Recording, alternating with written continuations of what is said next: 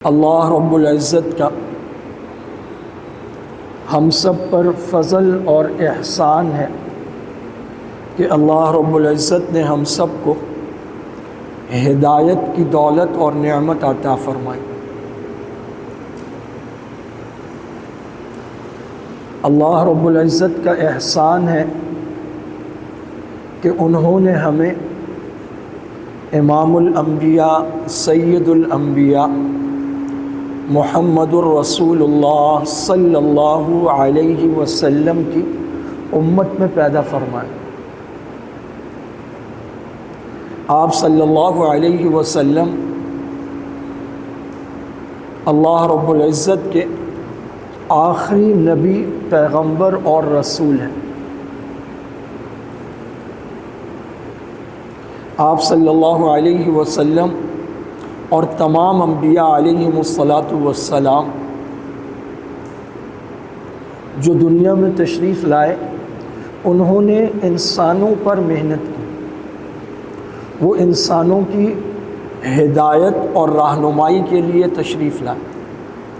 انبیاء کی محنت کا میدان وہ انسانوں کے دل ہوتے ہیں، وہ زمین پر محنت نہیں کرتے، وہ انسانوں کو ٹھیک اور درست کرتے ہیں۔ جب انسان ٹھیک ہو جاتے ہیں تو پھر باقی سارے نظام درست ہونے لگتا ہے، لیکن پھر بھی اس نظام کو انسانوں کی ثوابدید پر نہیں چھوڑا۔ انسانوں کے لیے نظام اللہ رب العزت اتارتے ہیں، اور انبیاء علیہم الصلاۃ والسلام عملی طور پر، شخصی طور پر اس کا نمونہ بن کر دکھاتے ہیں، اور عملی طور پر اس نظام کو نافذ کرتے ہیں۔ صحیح انسان اللہ کے نظام پر عمل کرنے والے تو پوری دنیا جنت بن جاتی، ظلم ختم ہو جاتا ہے اور عدل و انصاف کا دورہ ہو جاتا ہے۔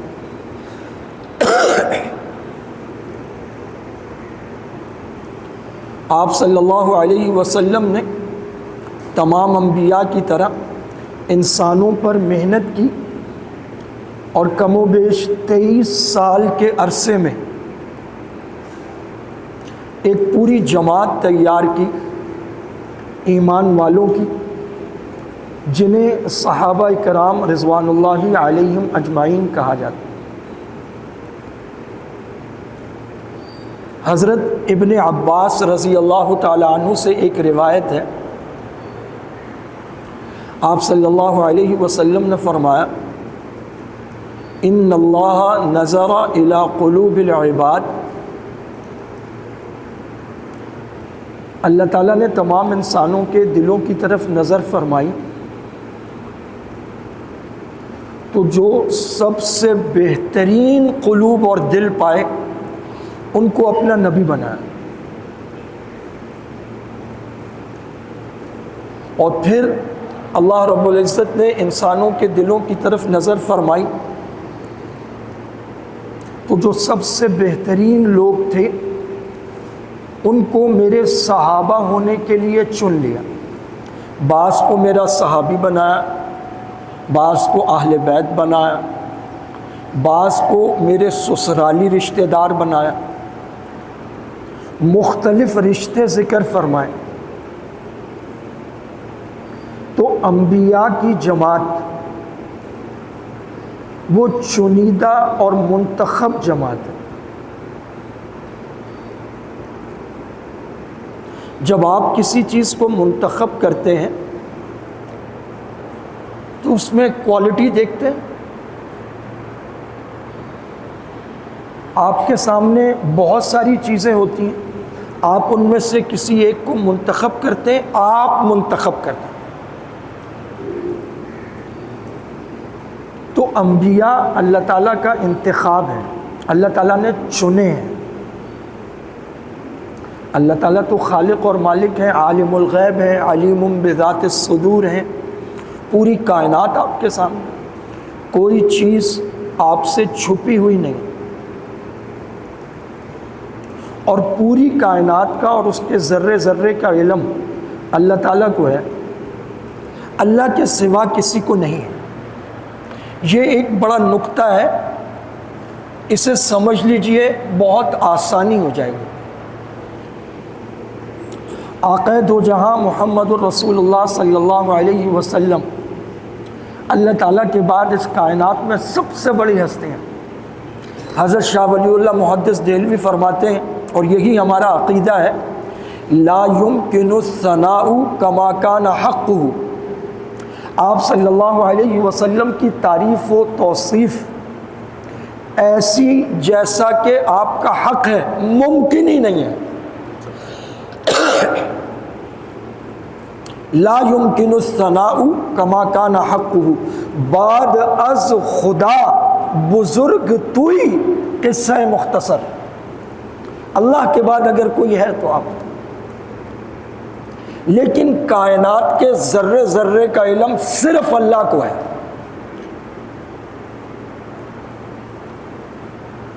بات سمجھ میں آئے گی، مثال سے آئے گی، لیکن وہ مثال ایسی ہے کہ اس کے علاوہ کوئی اور مثال اتنے اچھے طریقے سے سمجھا نہیں سکے گی۔ اللہ تعالیٰ اس پوری کائنات کو چلاتے ہیں، جو کائنات کو نظام کو چلاتا ہے اس کے پاس علم ہوگا، بناتے بھی وہی ہیں، پیدا بھی وہی کرتے ہیں، زندگی اور موت بھی ان کے ہاتھ میں، کب کس کو کہاں سب ان کو پتہ ہے۔ علم کمزور ہوگا تو طاقت قوت اختیار اور انتظام کمزور ہو جائے گا، اور علم طاقتور ہوگا تو طاقت قوت نظام انتظام طاقتور ہوگا۔ آپ نے آج صبح سے اب تک کیا کھایا ہے؟ اس میں کتنا پروٹین ہے، کتنا فائبر ہے، کتنی شوگر ہے، کتنے سے بلڈ بنے گا، کتنا ویسٹیج جائے گا، پاخانہ بنے گا، آپ کے معدے میں کتنے کیڑے ہیں، کتنے جراثیم ہیں۔ اللہ تعالیٰ کو اس کا علم ہے، ہونا چاہیے، ہر چیز کا علم ہے۔ کیا یہ والا علم کسی نبی کے شایان شان ہے؟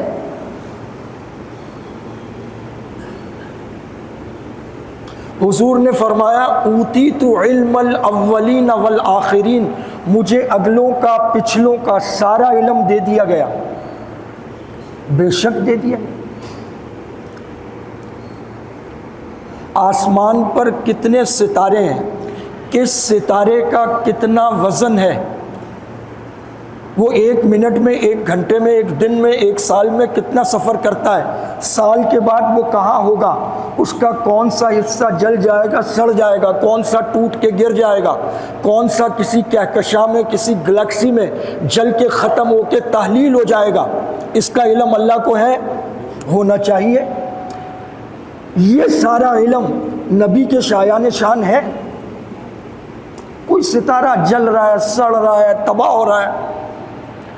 انبیاء کے علوم وہ ہیں، وحی کا علم، قرآن کا علم، انسانیت کا علم، اس کو سمجھانے کا، راہ راست پر لانے کا، اس کی نجات کا، اس کی فلاح کا، اس کی کامیابی کا، اس کی ناکامی کے اسباب کا، اللہ تعالیٰ کی رحمتوں کا، اللہ تعالیٰ کے وعدوں کا، اس کے نظام کا، اس کی قدرت کا، اللہ کی بڑائی کا، کبریائی، یہ علوم ہیں جو انبیاء علیہم الصلاۃ کے شایان شان ہیں۔ اس درخت پہ کتنے پتے ہیں، کون سا پتا کب سوکھے گا، کتنا پیلا ہوگا، کب کس ہوا سے گرے گا، کتنے چکر کھائے گا، کتنی پلٹیاں کھا کے زمین پہ گرے گا، کون سا جمعدار جھاڑو لگا کے لے جائے گا۔ انبیاء علیہم السلام کے شایان شان ہی نہیں ہے۔ اللہ کے شایان شان کیوں ہے؟ اس کا نظام ہے، اس نے بنایا، وہ چلا رہا ہے۔ تو یہ کہنا کہ پتے پتے ذرے ذرے کا علم انبیاء کو ہے، ہم یہ سمجھتے ہیں کہ ہم ان کا مرتبہ بڑھا رہے ہیں، نہیں، ہم بے ادبی کر رہے ہیں، ہمیں پتہ ہی نہیں ہے۔ ہر وہ علم جو انبیاء علیہم الصلاۃ والسلام کے شایان شان ہے وہ سارے علوم اللہ نے دیے ہیں، از اول تا آخر دیے ہیں، کائنات میں کسی کو وہ علوم حاصل نہیں ہے، سب معلوم ہے، اللہ نے دیے۔ اللہ کو پتہ ہے کیا شایان شان ہے، وہ سارا دے دیا۔ حضور نے فرمایا اگلے پچھلوں کا سارا دے دیا۔ اللہ ہے جسے معلوم ہے اس پوری کائنات کا ذرہ ذرہ، اس اللہ نے دلوں پر نظر کی۔ علیم بذات الصدور قرآن کے الفاظ ہیں یہ، وہ خوب جاننے والا ہے جو صدور صدر سینوں میں ہے، جو کچھ ہے وہ جاننے والا۔ میڈیکل سائنس تو نہیں تھی، علم طب تھا کسی حد تک۔ جب قرآن نازل ہوا صحرائے عرب میں، قرآن نے ساری باتیں دل کی میڈیکل سائنس آ گئی۔ دل کیا ہے؟ Just a blood pumping machine.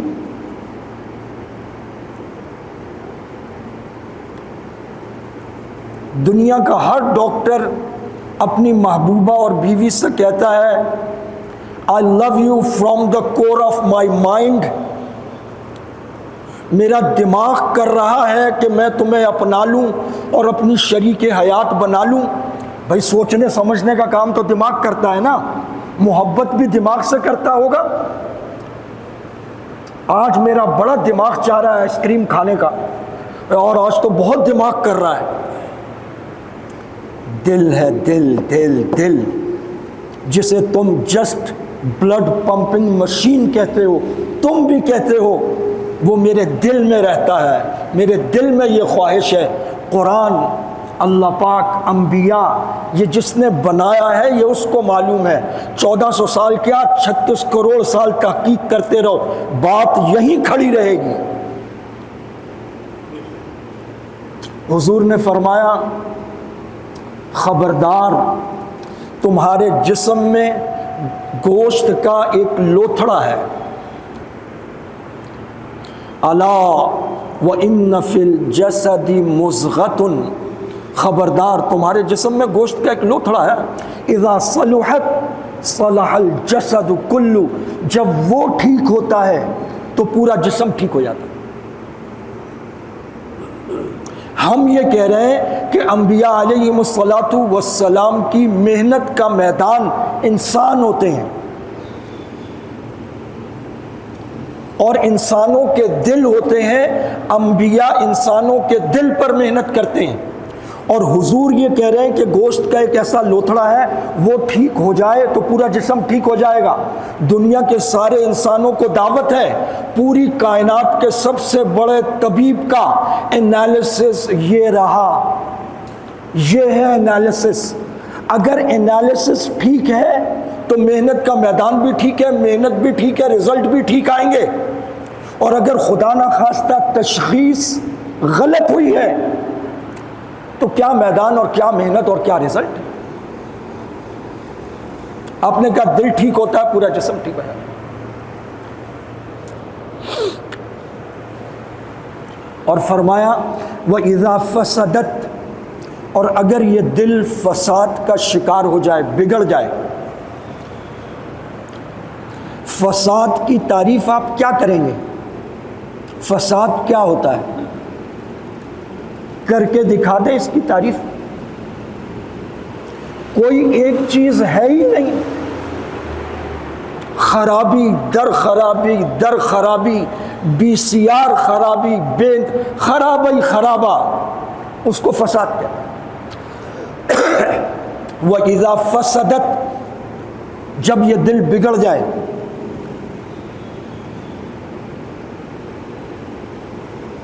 ایک بیوی نہیں چاہیے، ہر لڑکی چاہیے۔ ایک گاڑی نہیں چاہیے، ساری گاڑیاں چاہیے۔ صرف گاڑیاں نہیں چاہیے، ہر سال نیا ماڈل چاہیے۔ صرف 1 بلین نہیں چاہیے، 999 بلین چاہیے۔ حضور نے فرمایا اگر انسان کے پاس سونے کی 100 وادیاں ہوں تو وہ تمنا کرے گا ایک اور ہو، اور جب ایک اور آ جائے گی پھر اس کا 100 کرنا شروع کر دے گا۔ جب یہ دل بگڑ جائے گا فسد الجسد کلو، سارا جسم بگڑ جائے گا۔ نظر کس نے کی؟ جس کو پتے پتے اور ذرے ذرے کا علم ہے۔ کس چیز پر؟ دل پر۔ فرمایا انبیاء کے بعد پھر جن کے قلوب سب سے بہتر پائے ان کو میرے لیے چن لیا، کسی کو میرا ساتھی بنایا، کسی کو مصاحب بنایا، کسی کو وزیر اور مشیر بنایا، کسی کو میرا دوست بنایا، کسی کو میرے رشتہ دار بنایا، کسی کو میرے اہل بیت بنایا۔ ہیں سارے صحابہ جن کو اللہ نے چن لیا، ایمان عطا فرمایا، تو دنیا کے بہترین اور منتخب لوگ وہ آپ صلی اللہ علیہ وسلم کے ارد گرد ہیں۔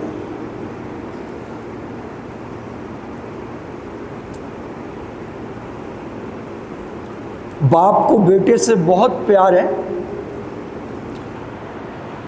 باپ بیٹے کے سپرد ایک کام کر رہا ہے اور باپ چاہتا ہے کہ بیٹا کامیاب ہو، اور کہتا ہے اس کو ساتھی بنا لو، اس کو بنا لو، اس کو بنا لو، اس کو بنا لو، اس کو لے لو۔ اور باپ جو لوگ دے رہا ہے، باپ کو پتہ ہے یہ منافق ہے، یہ کمینہ ہے، یہ جھوٹا ہے، یہ بدخصلت ہے، یہ چھوڑ کے بھاگ جائے گا، یہ دغا دے گا۔ Is it possible? ہو سکتا ہے ایسا؟ پتہ ہونے کے باوجود اور یہ خواہش رکھنے کے باوجود کہ میرا بیٹا کامیاب ہو، باپ جوڑ جوڑ کے ڈھونڈ ڈھونڈ کے ایسے ساتھی دے گا بیٹے کو؟ امام الانبیاء، سید الانبیاء، خاتم الرسل، وجہ تخلیق کائنات، محبوب سبحانی محمد الرسول اللہ صلی اللہ علیہ وسلم۔ سوچو اللہ کیسے لوگ چن کر اور ڈھونڈ کر دے گا۔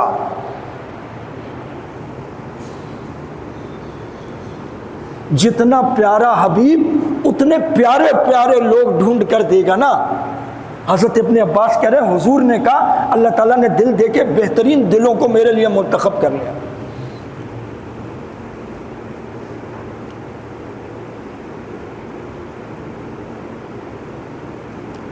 لا الہ الا اللہ۔ قرآن کریم میں 2 جماعتوں کی گارنٹی ہے، تیسری کسی جماعت کی کوئی گارنٹی قرآن کریم کے 30 پاروں اور 6000 سے زائد آیات میں کہیں نہیں ہے۔ 2 جماعتیں ہیں، پوری جماعت کی، جماعت کے ہر فرد کی اللہ نے گارنٹی دی ہے۔ ہاں لوگ ہیں، ان 2 جماعتوں کے علاوہ لوگ ہیں، افراد ہیں۔ پوری جماعت کی اگر بات کی جائے تو صرف اور صرف 2 جماعتیں ہیں، اور وہ جو گارنٹی ہے وہ پوری جماعت کی ہے، جماعت کے ہر فرد کی ہے، ان کے ہر چیز کی گارنٹی ہے۔ تیسری کسی جماعت کی نہیں ہے۔ ہاں شخصیات، انفرادی انڈیویجولز، ان کی گارنٹی ہے۔ سیدہ آسیہ جو فرعون کی بیوی ہیں ان کا نام آیا ہے، سیدہ مریم حضرت عیسیٰ کی والدہ ان کا ذکر آیا ہے، ذوالقرنین کا ذکر ہے، وَجَاءَ رَجُلٌ مِّنْ أَقْصَى الْمَدِينَةِ يَسْعَىٰ، ایک آدمی سورہ یاسین وہ دوڑتا ہوا آیا، اس نے کہا اے لوگوں بات مانو ان کی۔ جب اس کو مار دیا اس نے کہا کاش لوگوں کو پتہ چلتا اللہ تعالیٰ نے میرے ساتھ کتنا اچھا معاملہ کیا۔ افراد کی بات ہے، جماعتیں صرف 2 ہیں۔ ایک انبیاء علیہم الصلاۃ والسلام کی جماعت ہے، حضرت آدم سے امام الانبیاء تک کم و بیش 1,24,000 انبیاء، ہر نبی، ہر رسول، ہر پیغمبر اس جماعت کا ایک فرد معصوم عن الخطا، محفوظ نہیں صرف معصوم. معصوم کا مطلب خطا سرزد ہوتی ہی نہیں، اللہ تعالیٰ ہونا ہی نہیں دیتے. اس کو آئیڈیل بننا ہے. لقد کان لکم فی رسول اللہ اسوۃ حسنہ، تمہارے لیے نبی کی زندگی میں بہترین نمونہ ہے. قل اطیعوا اللہ و اطیعوا الرسول، آپ ان سے کہیے اللہ کی اور نبی کی بات کو مانو. وما آتاکم الرسول فخذوہ، جو نبی دے دے لے لو. وما نہاکم عنہ فانتہوا، جس سے روک دیں بالکل چھوڑ دو، سائڈ ہو جاؤ. تو جس نے خود آئیڈیل بننا ہے، جس کو دیکھ کر اربوں نے کروڑوں نے سنورنا ہے، اللہ نہ کرے اگر وہ خود خطا کرے گا، خود پھسلے گا تو کہاں لے جائے گا؟ پوری انبیاء کی جماعت معصوم ہے، خطا ہوتی ہی نہیں. ایک بات اور یاد رکھیں، اس کائنات میں معصوم عصمت، خطا سرزد ہونا پاسبل ہی نہیں ہے. میں 2-3 مثالیں بھی عرض کرتا ہوں. ولادت سے موت تک، نبی ہونے سے پہلے بھی انبیاء کی جماعت سے کوئی غلطی سرزد نہیں ہوتی. انبیاء کے علاوہ اس پوری کائنات میں کوئی معصوم نہیں ہے، ایک شخص بھی نہیں ہے. کسی نبی کا کوئی صحابی بھی معصوم نہیں ہے، معصوم نہیں ہے. ہاں وہ محفوظ ہیں، معصوم نہیں ہے. معصوم صرف نبی ہوتا ہے. آپ صلی اللہ علیہ وسلم فرماتے ہیں جو لڑکا میرے ساتھ بکریاں چراتا تھا، اس نے کہا فلاں کے ہاں شادی ہے تو چلیں گے. وہ قصے سنانے والے بھی آتے ہیں اور بھی بہت سارا مزہ آتا ہے، وہاں چلیں گے. آپ نے فرمایا کہ اس دن میں نے جلدی اپنا کام سمیٹا اور میں نے اپنی بکریاں ایک دوسرے لڑکے کے حوالے کی اور اس لڑکے کے ساتھ ہم چلے گئے.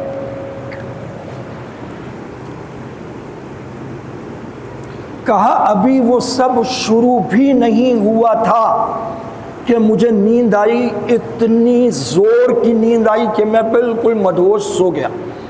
اگلے دن صبح آنکھ کھلی.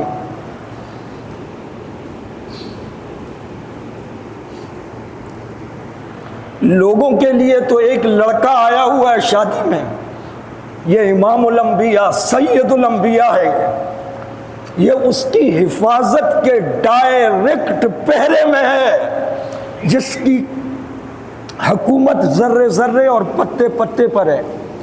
وہ لڑکا مجھے اگلے دن کہتا ہے یار تم سو گئے، اتنا مزہ آیا، یہ بھی ہوا، اور میں نے اتنا اٹھایا، تمہیں اتنا اٹھایا، تم بس اٹھے ہی نہیں.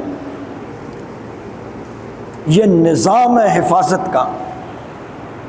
بیت اللہ کی تعمیر کرتے ہوئے دوبارہ جب سیلاب میں ان کے دل میں آیا کہ ہم تو بڑے گناہگار ہیں اور ہمارا مال حرام کا ہے، تو حلال پیسہ اکٹھا کیا. وہ اتنا اکٹھا ہوا جتنا آج بیت اللہ بنا ہے. حتیم کا حصہ بیت اللہ میں شامل تھا، بنائے ابراہیمی میں. اتنے پیسے نہیں ہوئے حلال والے، اس کو چھوڑ دیا، بس اس کا نشان دے دیا. ایک ایک اینٹ کا ایک ایک ذرہ حلال پیسہ جمع کیا. تو جب تعمیر کی باری آئی تو کہنے لگے کپڑے بھی تو ہم نے حرام پیسوں کے ہیں، ننگے، تو کپڑے اتار دیے. ننگے ہو کے اس کی کنسٹرکشن میں حصہ لو.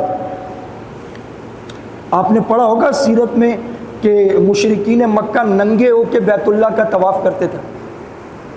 تو وہ پورے ننگے نہیں ہوتے تھے، لنگوٹ باندھا ہوتا تھا. باقی کپڑے کیوں اتارتے تھے؟ جب کوئی غلط کام ایک دفعہ جڑ پکڑ لے نا، بچے وہ خود ہی دے دیتا ہے. پھر کہنے لگے کل تم نے تعمیر کی تو کپڑے اتار دیے، ننگے ہو گئے، اب اسی گھر کا طواف کر رہے ہو، وہی حرام کے کپڑے پہنے، ہمیں کیا پتا کہ کپڑے کا کون سا دھاگا حرام کے پیسوں سے ہو. یلا ننگے ہو کے شروع ہو گیا.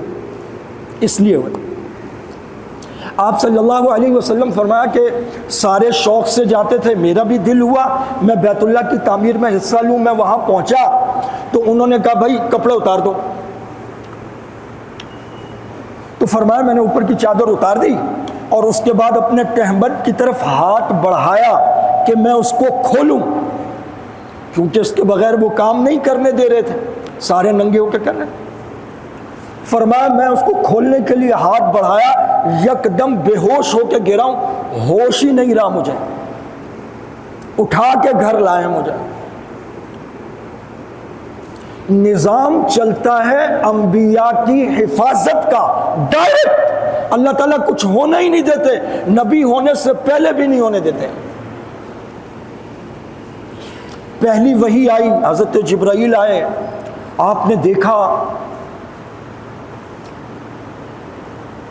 طبیعت میں لرزہ ہوا، گھر جب تک آئے سردی کپ کپی بخار ہوگی۔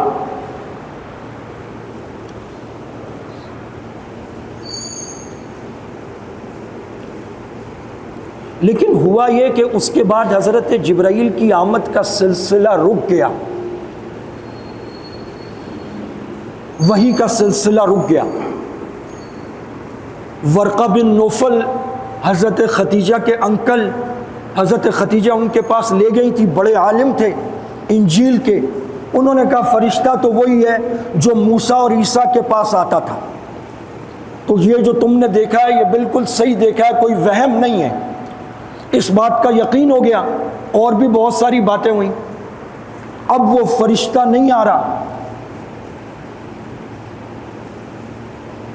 جس کی لو لگ جائے اس کو پتا ہوتا ہے، باقیوں کو کیا پتا کہ قیس صحراؤں میں کیوں مارا مارا پھرتا تھا۔ آپ صلی اللہ علیہ وسلم فرماتے ہیں میں بولایا بولایا سا پھرتا، کبھی ادھر کبھی ادھر، آسمان کی طرف دیکھتا تھا۔ ابھی ہم اللہ تعالیٰ کے فضل سے حج پر تھے، تو میرے روم میٹ تھے، سید تھے وہ، تو طواف رش ہوتا ہے اس میں، تو بیت اللہ کی دیوار تک حجر اسود تک پہنچنا بہت مشکل ہوتا۔ میں نے آج تک زندگی میں میرا خیال ہے حجر اسود کو ٹچ بھی نہیں کیا۔ کئی دفعہ میں لائن میں لگا، ابھی بھی پہلے، اس دفعہ تو نہیں پہلے، پھر جب میں نے اپنے آپ کو دیکھا تو مجھے شرم آئی کہ یہ میں کیا کر رہا ہوں، وہ تو دھکم پھیل ہو رہی ہو۔ میں چپ کر کے باہر آ گیا، میں نے کہا یار یہ تو وہ حاجی صاحب مجھے کہتے ہیں طواف وداع کرنے گئے، کہنے لگے مفتی صاحب میں طواف وداع کر رہا تھا تو میں نے اللہ تعالیٰ کو کہا اللہ اپنے گھر تو بلا لیا، ہاتھ نہیں ملایا، اگر بلایا ہے تو ہاتھ بھی ملا، ایک دفعہ تو بلا لے اپنے پاس۔ انہوں نے اتنی بات بتائی، میری آنکھوں میں آنسو آ گئے۔ محبت کرنے والوں کی باتیں ہی الگ ہوتی۔ اگر یا اللہ بلا تو لیا، ہاتھ نہیں ملا۔ کہہ رہا مفتی صاحب بس میں اترا ہوں مطاف کی طرف، اللہ کو پتا ہے، کہہ رہے تھوڑی دیر بعد بس میں پردے سے لپٹا ہوا تھا اور میں تھا اور بس اللہ تعالیٰ تھا۔ یہ شاہ صاحب نے بتایا مجھے۔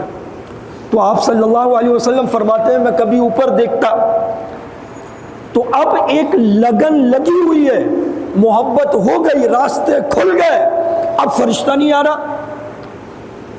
آپ نے فرمایا یہ بخاری شریف کی روایت ہے، میں کئی دفعہ پہاڑ پر چڑھا اس نیت سے کہ اپنے آپ کو گرا لوں۔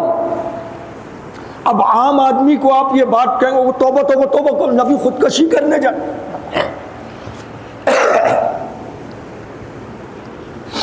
ایسا ہو گیا میرا دل کہ میں پہاڑ پر چڑھا کے گرا لوں میں خود کو۔ تو میں نے پورے آسمان پر دیکھا، پورے ایسے آسمان پر اتنی بڑی شکل اسی جبرائیل کی جو غار حرا میں میرے پاس آیا تھا، جس کی آمد کا میں انتظار کر رہا تھا۔ اس نے ایسے انگلی پکڑی ہوئی ہے ہونٹوں کی طرف اور وہ اشارہ کر رہے ہیں نہیں نہیں نہیں نہیں نہیں، یہ نہ کرنا، یہ نہ کرنا۔ اللہ تعالیٰ کا ایک نظام مستقل حرکت میں رہتا ہے۔ سورہ یوسف میں اللہ تعالیٰ کہتے ہیں زلیخا نے ارادہ کیا، یوسف نے ارادہ نہیں کیا، لیکن یوسف کے دل میں ایک خیال ایسے گزرا، یوسف بھی کسی غلطی میں پڑ جاتا، لولا ارآ برہان ربی، اگر وہ اپنے رب کا برہان نہ دیکھتا۔ اللہ تعالیٰ نے بچا لیا۔ اللہ تعالیٰ کا ایک نظام کام کرتا ہے، یہ ہے عصمت۔ انبیاء علیہم الصلاۃ والسلام معصوم ہوتے ہیں۔ اور دوسری جماعت جس کی قرآن کریم نے گارنٹی لی ہے وہ جماعت ہے حضرات صحابہ کرام کی۔ کون سے صحابہ؟ سارے صحابہ نہیں، حضور صلی اللہ علیہ وسلم کے صحابہ، ہر نبی کے صحابی ہوئے، لیکن قرآن نے دو جماعتوں کی گارنٹی لی ہے، ایک انبیاء کی جماعت کی اور ایک آپ صلی اللہ علیہ وسلم کے صحابہ، سارے کے سارے صحابہ سب کی گارنٹی لی ہے۔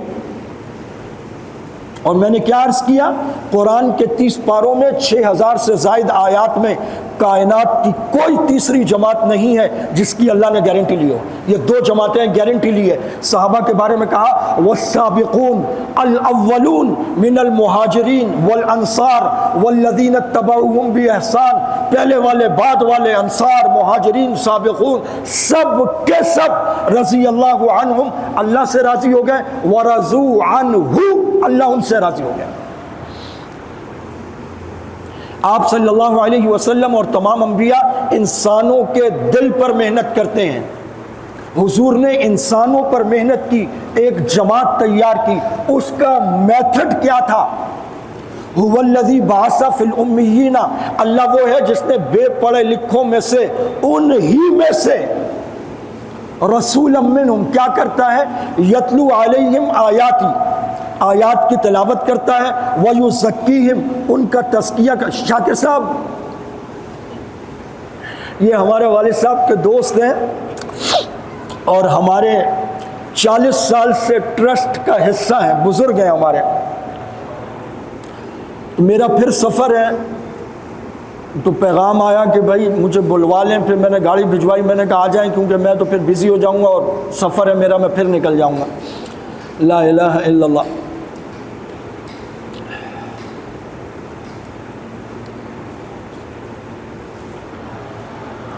صحابہ کرام رضوان اللہ علیہم اجمعین،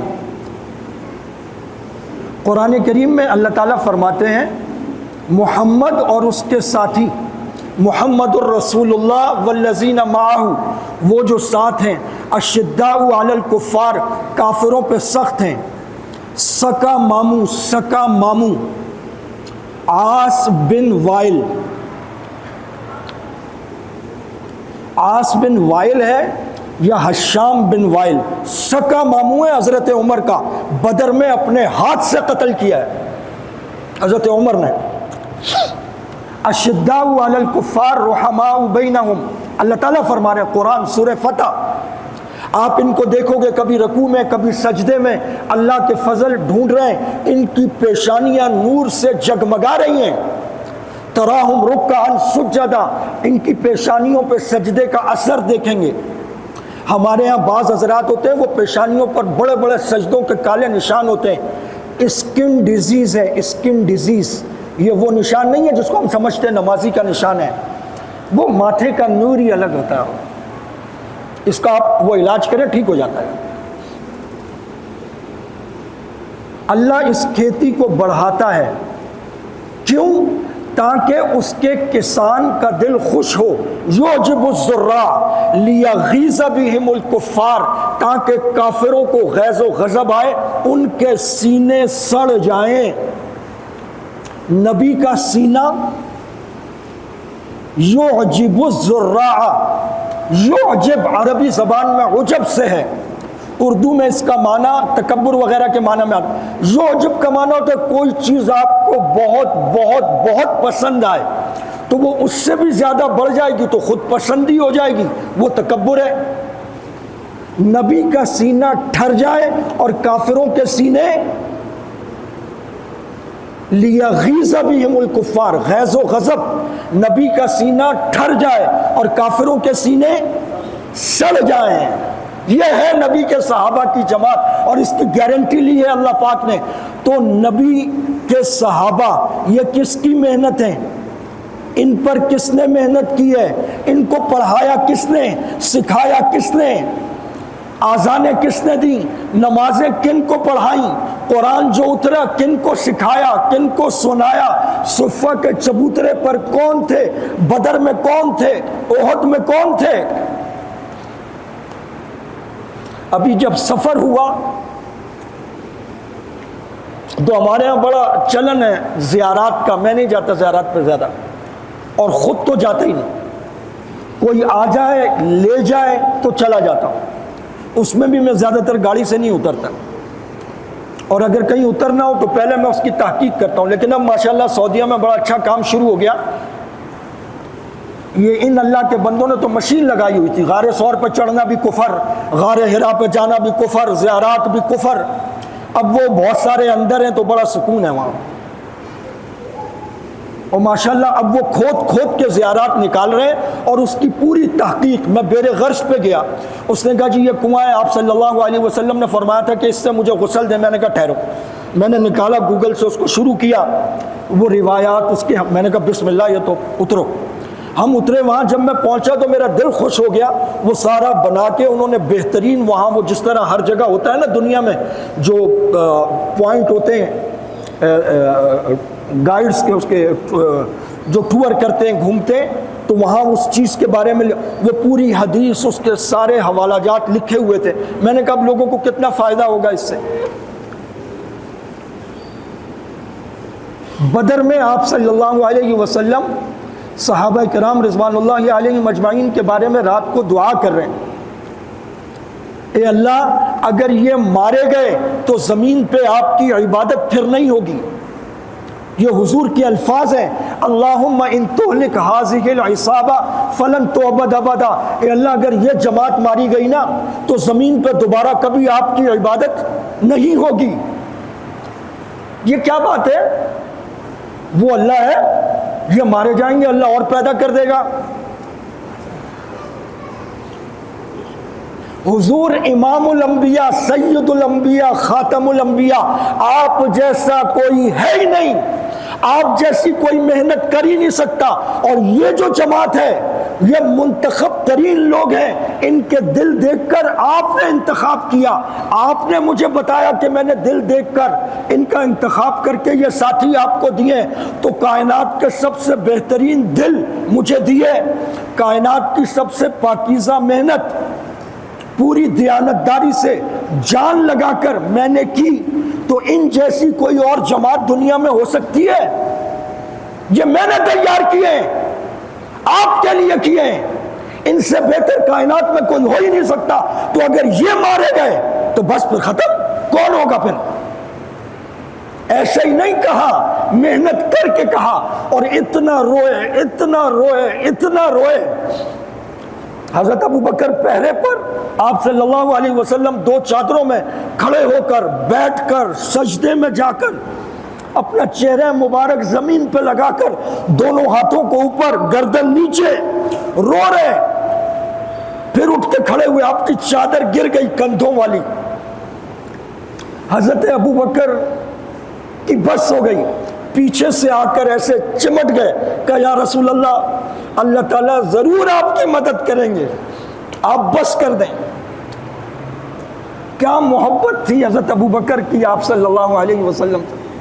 یہ کائنات کی سب سے مقدس جماعت ہے، منتخب اور چنیدہ لوگ ہیں۔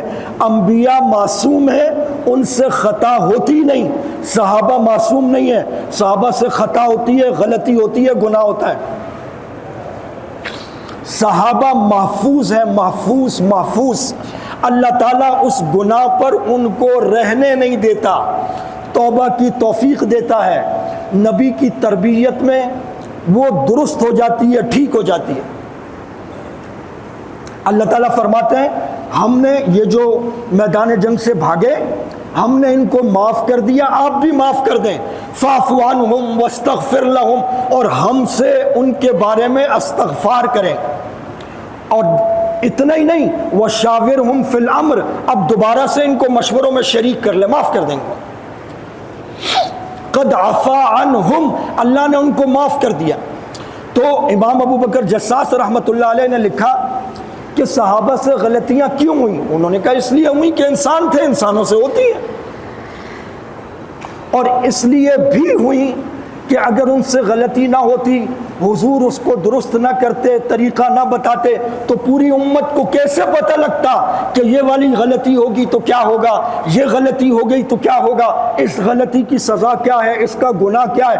وہ سارا کا سارا استاد اور شاگرد، نبی اور صحابہ، وہ پورا ایک منظر امت کے سامنے رکھ کے چلے گئے، اور جب وہ دنیا سے گئے اللہ سب سے راضی تھا۔ اللہ نے قرآن میں اعلان کر دیا رضی اللہ عنہم ورضوا عنہ۔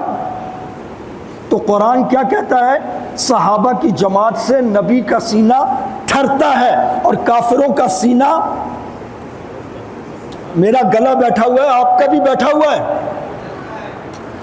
کافروں کا سینہ سڑتا ہے۔ صحابہ سے کافروں کا سینہ سڑتا ہے۔ میرے ساتھ رہیے گا، صحابہ پر محنت کس نے کی؟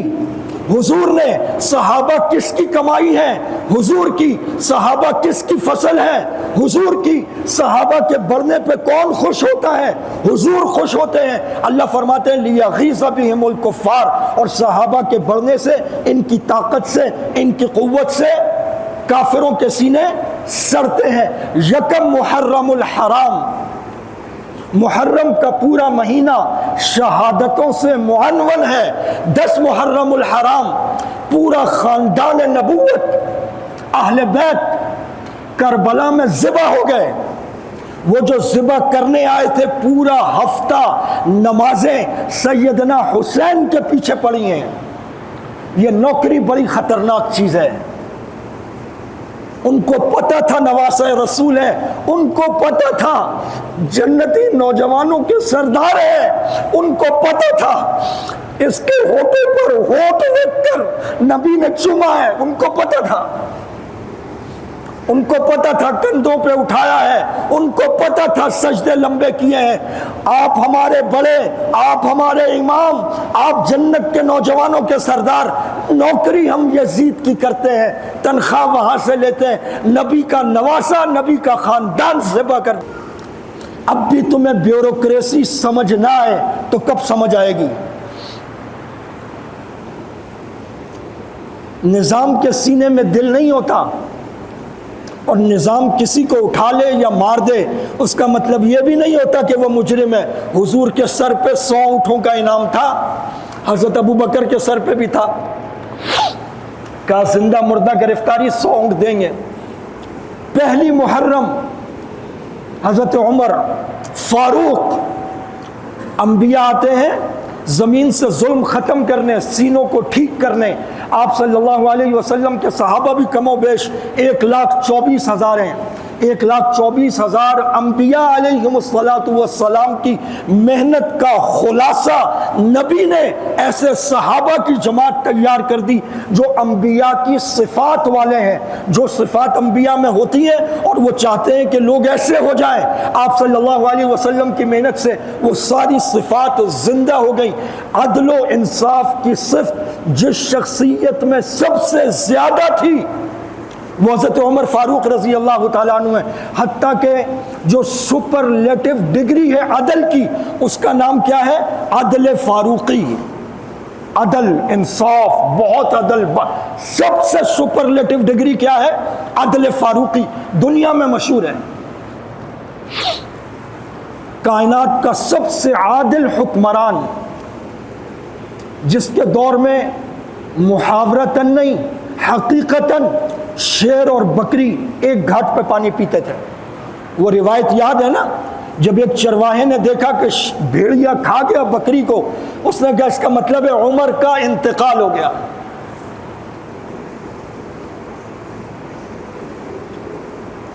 یہ پیمانہ ہے، یہ پیمانہ ہے۔ آپ صلی اللہ علیہ وسلم نے فرمایا اے علی، کسی منافق کے دل میں، کسی منافق کے دل میں تیرا بغض اور تیری محبت سما نہیں سکتی۔ اور یہی بات حضرت عمر رضی اللہ تعالیٰ عنہ کو کہے، حضرت عمر رضی اللہ تعالیٰ عنہ عدل کی صفت میں سب سے بڑے ہوئے، امام العدل، نبی کا سینہ جس سے ٹھرتا ہے۔ حضرت عمر ایمان لائے، آپ صلی اللہ علیہ وسلم، آپ نے یوں کر کے کرتا کھینچا، گھٹنوں پہ گرے، آپ نے کہا عمر ابھی بھی وقت نہیں آیا، کہا اشہد ان لا الہ الا اللہ۔ آپ کھڑے ہوئے، سینے سے لگا، سینے پہ ہاتھ پھیرا، یا اللہ اس میں سے حسد اور کینہ نکال دے، یا اللہ اس میں ایمان بھر دے۔ حضرت جبرائیل آئے، کہا یا رسول اللہ آپ کو مبارک ہو، آسمانوں پر فرشتے بھی خوشیاں منا رہے ہیں عمر کے ایمان لانے پر۔ کہا یا رسول اللہ ہم حق پر ہیں، فرمایا حق پر ہیں، فرمایا پھر چھپ کے کیوں عبادت کریں، چلے چلتے ہیں۔ بیت اللہ میں جا کے پہلی نماز عمر کے ساتھ مسلمانوں نے اور پیارے آقا نے ادا کیا۔ حضرت عباس کہتے ہیں اسلام کا گویا نیا دور شروع ہوا عمر کے آنے سے۔ یہ کون لوگ ہیں جو دم بھرتے ہیں، نام لیتے ہیں اسلام کا؟ ان کو نہ نبی کے صحابہ چاہیے، نہ صحابہ کی جماعت چاہیے، نہ ان کو قرآن چاہیے، نہ ان کو زکوٰۃ چاہیے، نہ ان کو مسلمانوں والا کلمہ چاہیے۔ حضرت حسین رضی اللہ تعالیٰ عنہ ایک مقصد لے کر نکلے، کربلا پہنچے، صلح کے لیے اپنی شرائط رکھی۔ انہوں نے کہا ہماری شرائط یہ ہے، نہیں مانی۔ کیوں؟ میں ایک مقصد لے کر آیا ہوں،